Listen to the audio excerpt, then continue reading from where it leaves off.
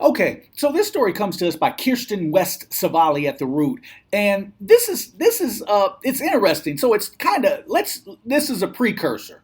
It says Dunham has realized that a black man is allowed to attend a fancy event and not want to fuck the white woman sitting next to him. Wait, what are we talking about? What's this all about?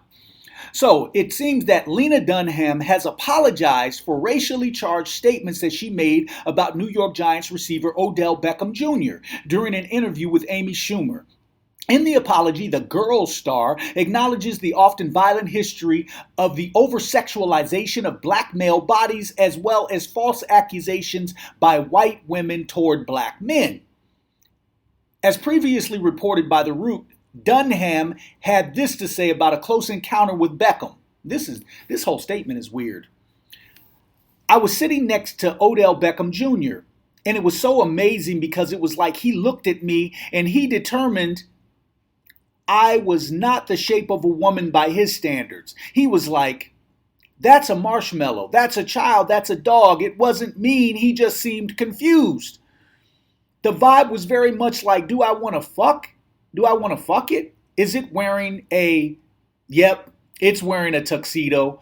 I'm going to go back to my cell phone. It was like we were forced to be together. And he literally was scrolling Instagram rather than have to look at a woman in a bow tie. I was like, this should be called the Metropolitan Museum of Getting Rejected by Athletes.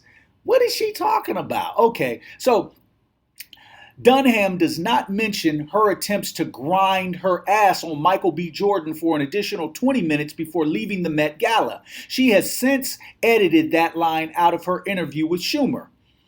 As for her completely narcissistic assumptions about Beckham, the Root's Stephen Crockett Jr. noted, the Girls' creator took all her self-loathing and placed it on the New York Giants star receiver.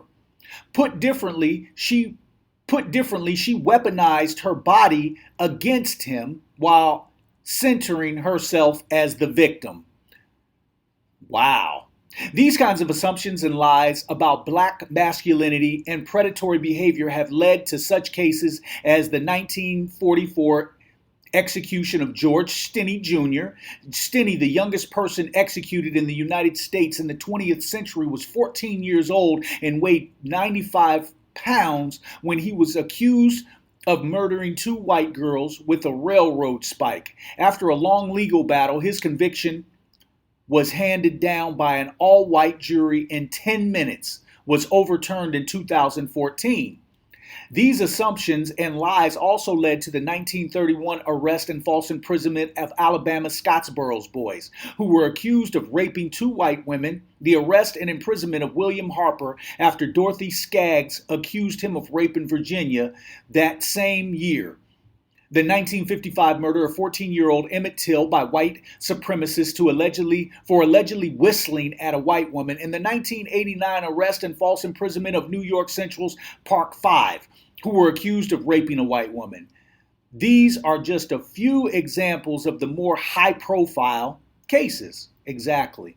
And so she has apparently sent an apology, but this is like ridiculous. So, wow, it's 2016, same things, and we just saw what happened with Chris Brown the other day with accusations by this white woman that he pulled a gun. So, in any case, if you'd like to hear more news and get information, please subscribe to @yourblackworld.net.